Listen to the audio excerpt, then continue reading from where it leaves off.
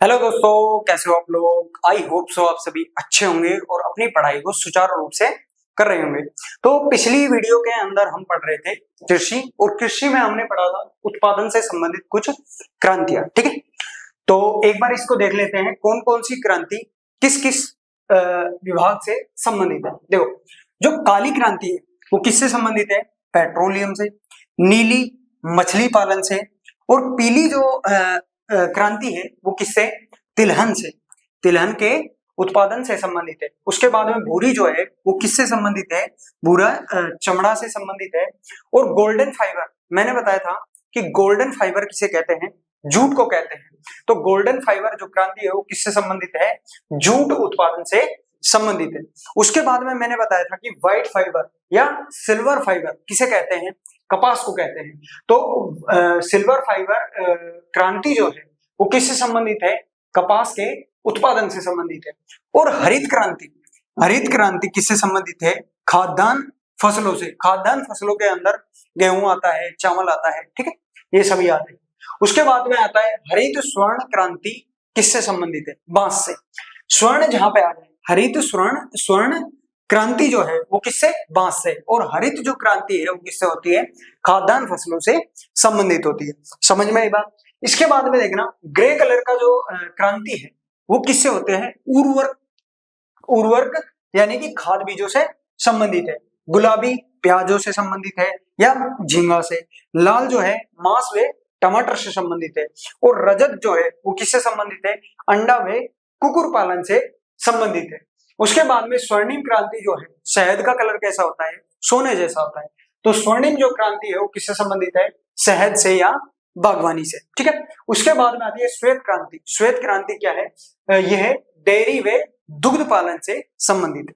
ठीक, इसके बाद में देखना, देखो हरित क्रांति, एक बार हरित क्रांति हम देख लेते हैं। हरित क्रांति, ठीक है, हरित क्रांति। देखो, हरित क्रांति बहुत ही इंपॉर्टेंट क्रांति हुई थी, जिसमें भारत में खाद्यान्न फसलों में यानी कि गेहूं की पैदावार में उन्नति हुई थी। गेहूं के बीज को प्रमाणित किया गया था, यानी कि उनके बीज की क्वालिटी को बढ़ाया गया था। चावल की को, जौ की को, जो भी जो पैदावार है, पैदावार में जो गुणवत्ता आई वो किस क्रांति के द्वारा आई थी? हरित क्रांति के द्वारा। तो इसमें एक पॉइंट लिखना, लेकिन अपन उतना ही पढ़ेंगे जो अपने एग्जाम के लिए इंपॉर्टेंट है। ठीक है, जो विश्व में, इसमें एक पॉइंट लिखना, विश्व में हरित क्रांति के जनक, विश्व में हरित क्रांति के जनक कौन थे? के जनक कौन थे? जो विश्व में हरित क्रांति की जो शुरुआत करने वाला व्यक्ति था वो कौन था? नॉर्मन, वो था नॉर्मन बोरलॉग। ठीक है, विश्व के अंदर हरित क्रांति यानी कि विश्व में सबसे पहले हरित क्रांति नामक जो क्रांति शुरू करने वाला जो व्यक्ति था वो कौन था? Norman Borlaug. ठीक है, उसके बाद में दिखना, राजस्थान में नहीं, राजस्थान में नहीं, भारत में, भारत में हरित क्रांति के जनक, भारत में हरित क्रांति के जनक, हरित क्रांति का जनक जो था वो कौन था? क्रांति का जनक, हरित क्रांति का जो जनक था वो था M S. Nathan, M S. Swaminathan, M S. Swaminathan, Swaminath. ठीक है, समझ में आई बात? भारत के अंदर हरित क्रांति की शुरुआत करने वाला व्यक्ति कौन था? एम.एस. स्वामीनाथन। और विश्व के अंदर जो हरित क्रांति का शुरुआत करने वाला जो व्यक्ति था वो कौन था? Norman Borlaug. ठीक है, इसके बाद में देखना, जो हरित क्रांति की शुरुआत थी वो कब हुई थी? 1967 से 1968 में, 1967 से 1968 के बीच में हरित क्रांति की शुरुआत, क्रांति की जो शुरुआत है वो कब हुई थी, कौन कौन सी सन में हुई थी, 1967 से लेकर 1968 के बीच में। ठीक है, समझ में आएगा, तीनों पॉइंट समझ में आए कि हरित क्रांति का जो विश्व में हरित क्रांति को प्रथम बार जो करने वाला व्यक्ति था वो कौन था, नॉर्मन बोरलॉग। ठीक है, और जो भारत के अंदर प्रथम जो जनक था, यानी कि जिसने हरित क्रांति की शुरुआत की थी, वो कौन था, एम एस स्वामीनाथन। ठीक है, और इसकी शुरुआत कभी हुई थी, 1967 से 1968 के बीच में हुई थी। ठीक है, इसके बाद में देखना, तो हरित क्रांति की शुरुआत किस स्थान से हुई थी, हरित क्रांति की शुरुआत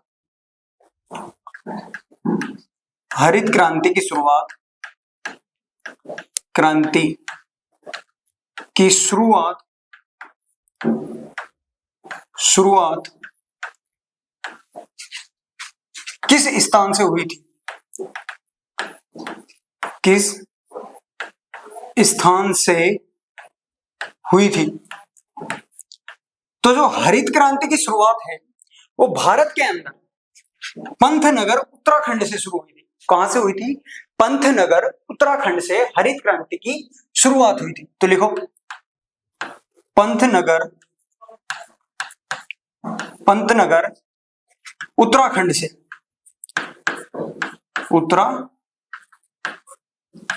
ठीक है। हरित क्रांति की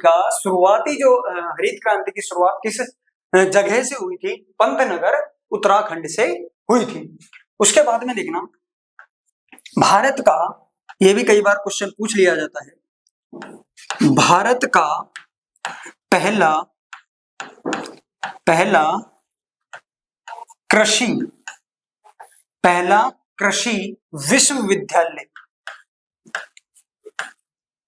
विश्वविद्यालय कौन सा था। भारत का जो पहला जो कृषि विश्वविद्यालय था वो कौन सा था, वो था जीबी पंत कृषि एवं प्रौद्योगिकी विश्वविद्यालय, जीबी पंत कृषि एवं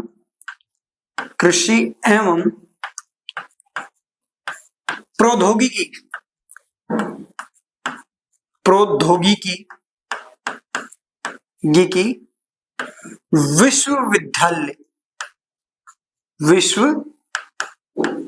विश्वविद्यालय। ठीक है, समझ में आई बात।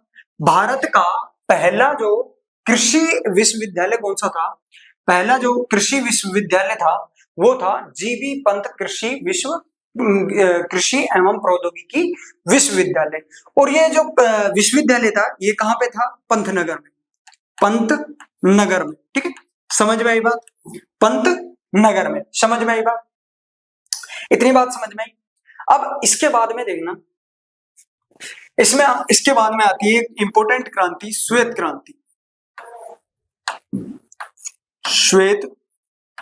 क्रांति। और जो श्वेत क्रांति है किसके लिए हुई थी, डेयरी एवं दुग्ध पालन के लिए। ठीक है, दुग्ध पालन में डेयरी के लिए, डेयरी वे दुग्ध पालन से संबंधित, वे दुग्ध से संबंधित है। ठीक है,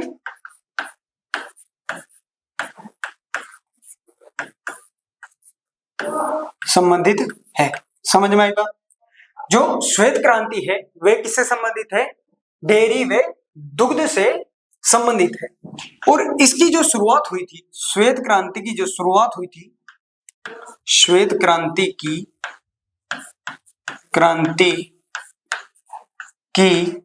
जो शुरुआत हुई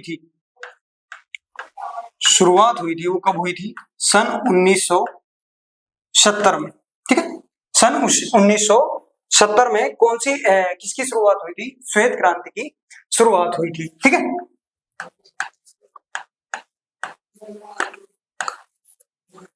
ठीक है, इसके बाद में देखना, इसके जो जनक है वो है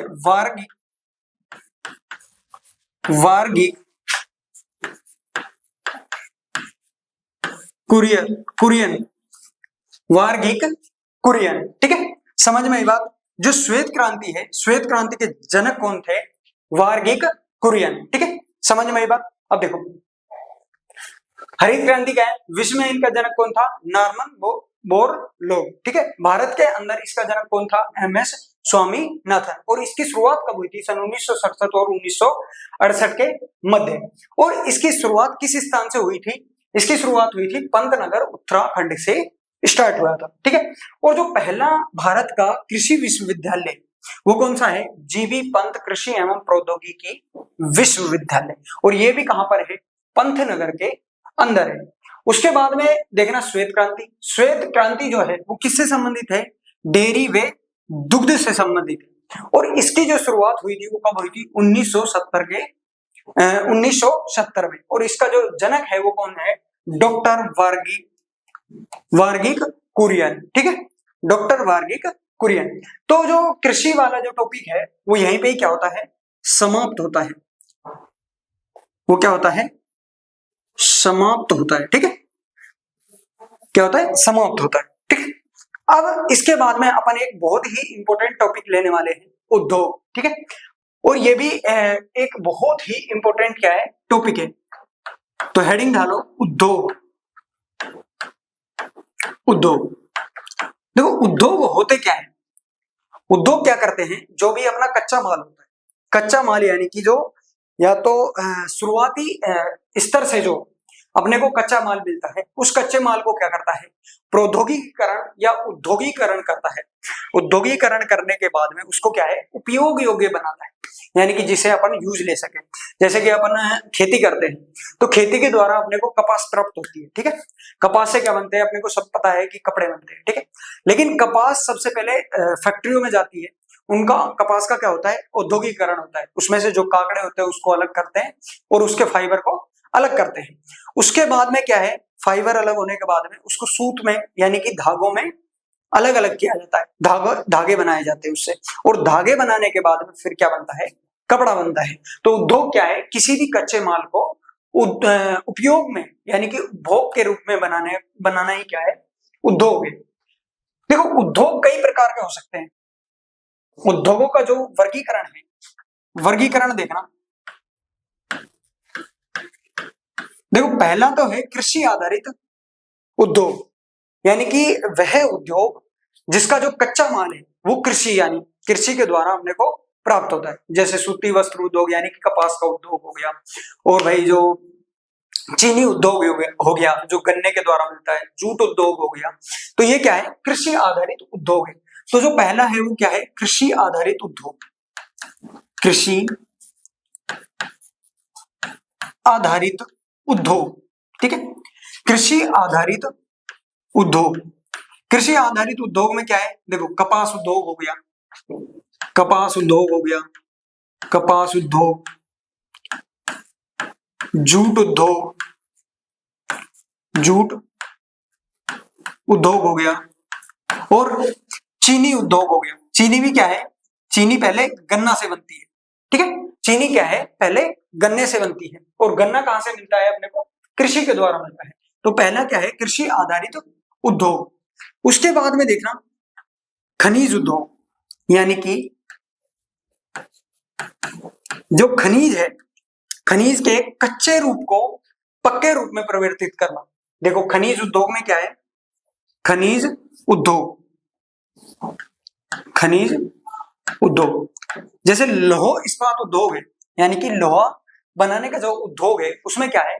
पहले अपने को जमीन के अंदर से कच्चा लोहा प्राप्त होता है। कैसा लोहा प्राप्त होता है? कच्चा लोहा प्राप्त होता है। उसके बाद में उसको गर्म करके पीट कर और उसको दाब दाब सभी देकर उसको क्या करते हैं? पकाते हैं, और उसके बाद में क्या है? अपने को पक्का लोहा मिलता है।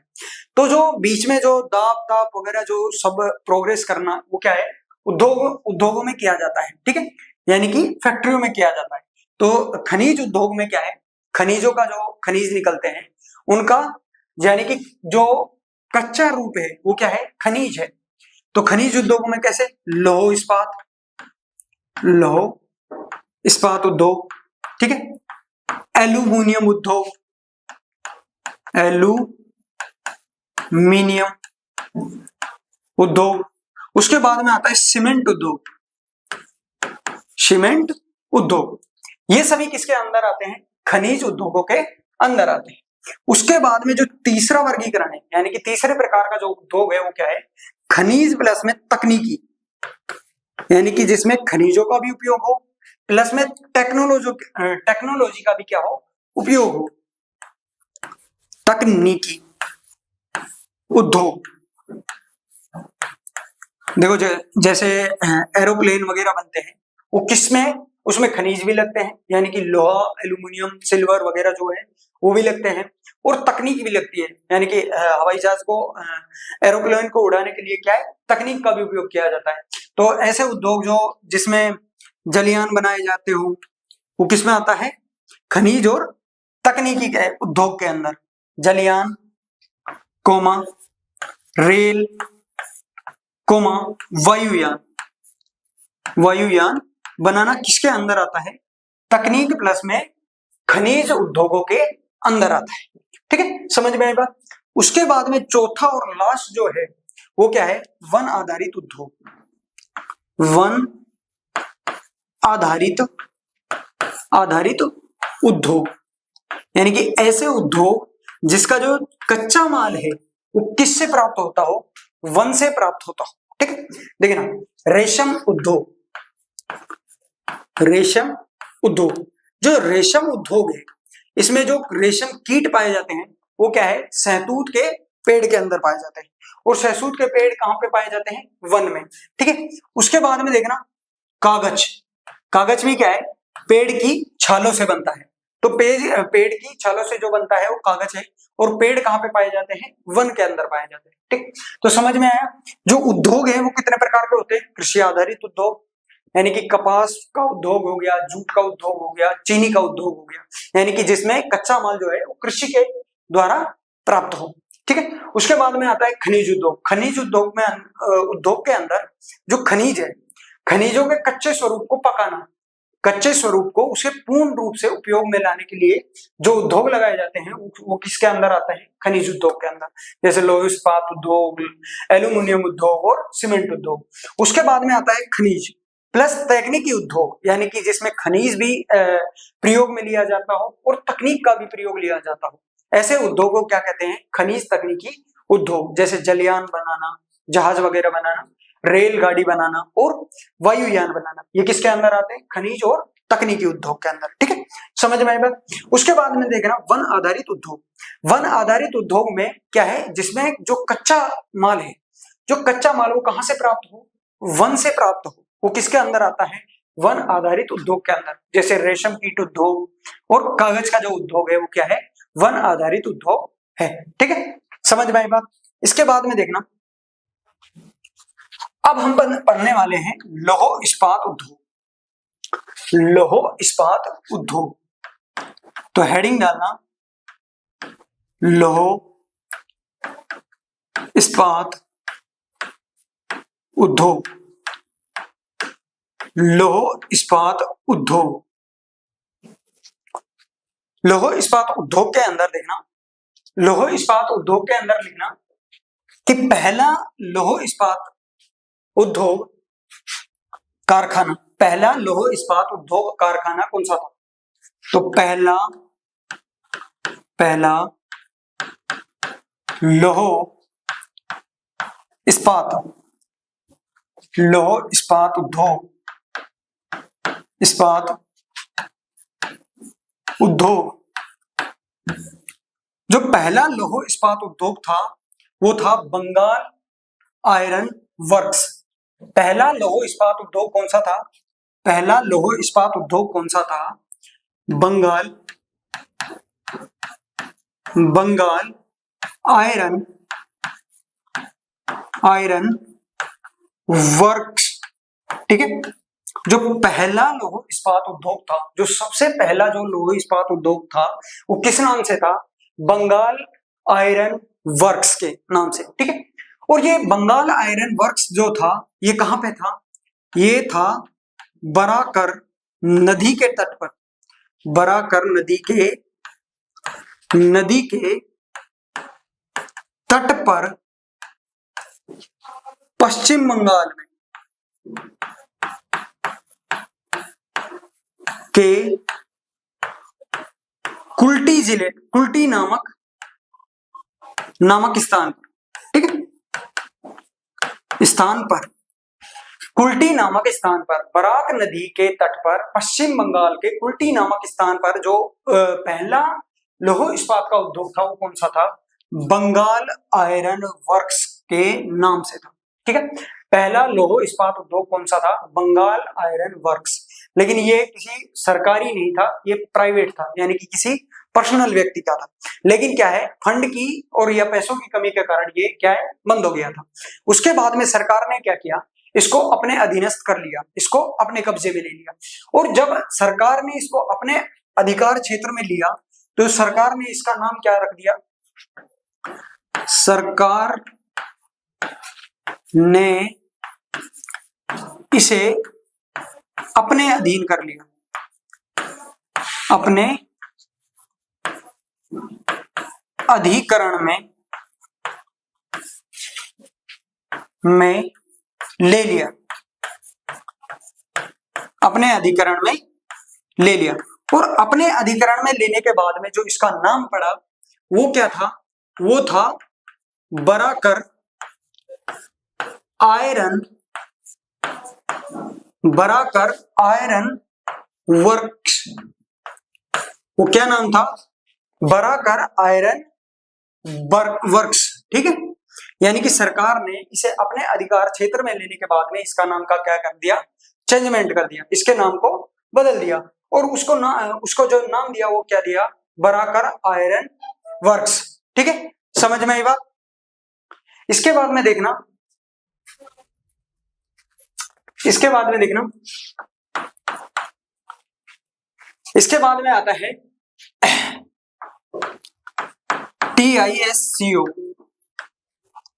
टिस्को। ये क्या है? Tata iron and steel company. Tata iron and steel company ये क्या है? भारत का सबसे बड़ा कारखाना था।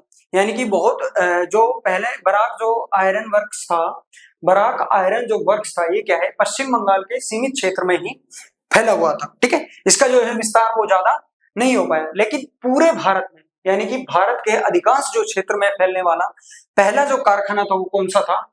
Tata iron works, iron and steel company. Tata का जो कारखाना था वो भारत में जो पूर्णतः व्यापक था, यानी कि पूरे भारत में फैलने वाला, अधिक पैमाने पर फैलने वाला जो पहला कारखाना था वो कौन सा था? टाटा। अधिक, इसमें लिखना अधिक क्षेत्र में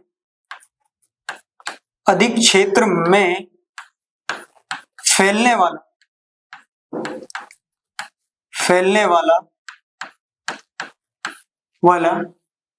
पहला कारखाना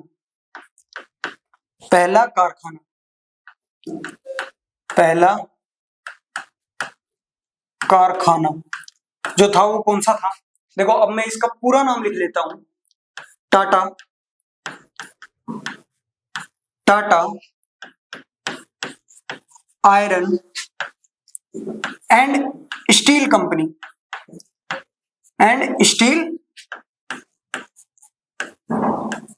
कंपनी, ठीक है। समझ में आई बात? दो अधिक क्षेत्र में फैलने वाला, यानी कि देश के जो अधिक पैमाने तक फैलने वाला जो पहला कारखाना था वो कौन सा था?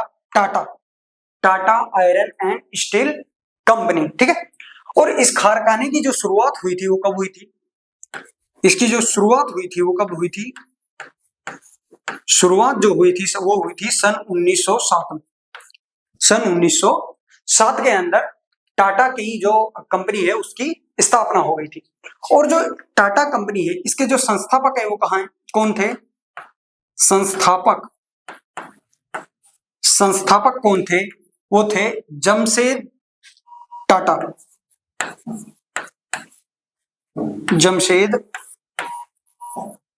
जी टाटा, ठीक है। जमशेद जी टाटा, जिसने सन 1907 के अंदर टाटा कंपनी को क्या किया था? खड़ा किया था, ठीक है। समझ में आई बात? Tata iron and steel company, ठीक है।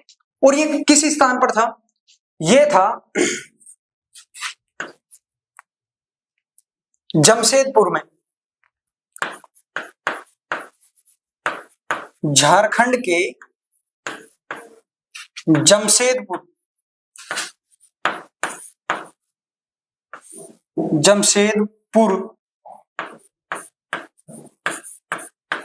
के साक्षी नामक स्थान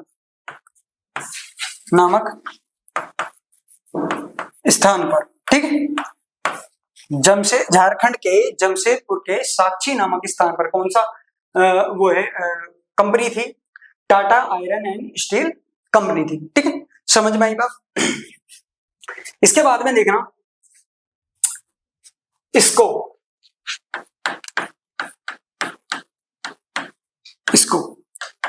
ये क्या है? Indian iron and